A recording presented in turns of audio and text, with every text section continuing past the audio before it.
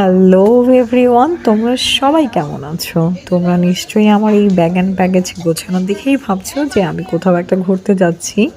হ্যাঁ, আমি আমার বাবার বাড়িতে যাচ্ছি এবং দীর্ঘ 2 থেকে ঠিক 2.5 বছর পরে যাচ্ছি, যার জন্য আমি অনেক এক্সাইটেড। তো যাওয়ার সময় বড়দিকে একটু প্রণাম করলাম, যেহেতু অনেক দিন দেখা হবে না। পাশে ছিল আগমনীকেও একটা হাত দিলাম।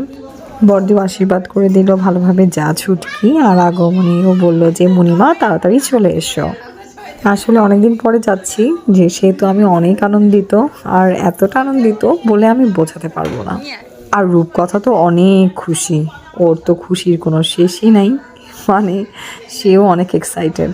2 বছর পর বাসায় যাচ্ছি, ঠিক আছে?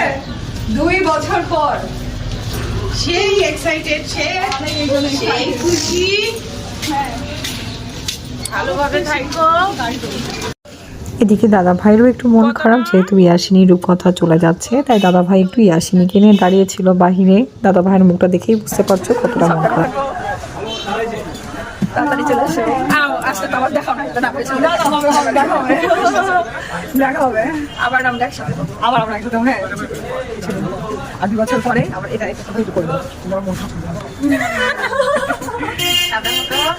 খুশি থাকলে আমরাই খুশি থাকি।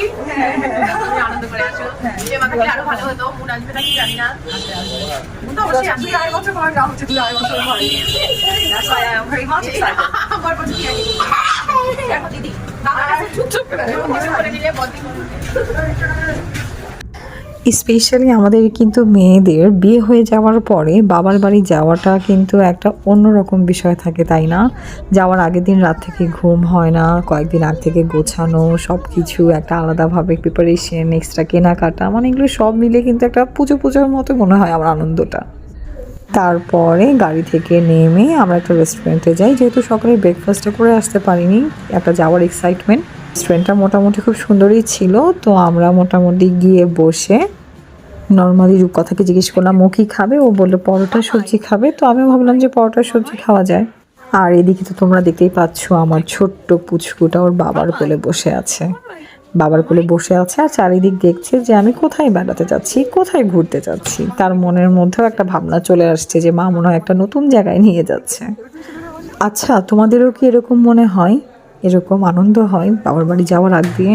একটু আমাকে বলো তো, তোমাদেরও কি রাতে ঘুম আসে না যে কখন যাব, কখন পৌঁছাবো?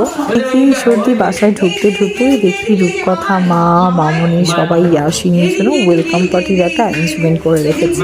এতে রূপকথা, ইয়াসিনী অনেক খুশি, সাথে আমিও অনেক খুশি। আর ইয়াসিনী যেহেতু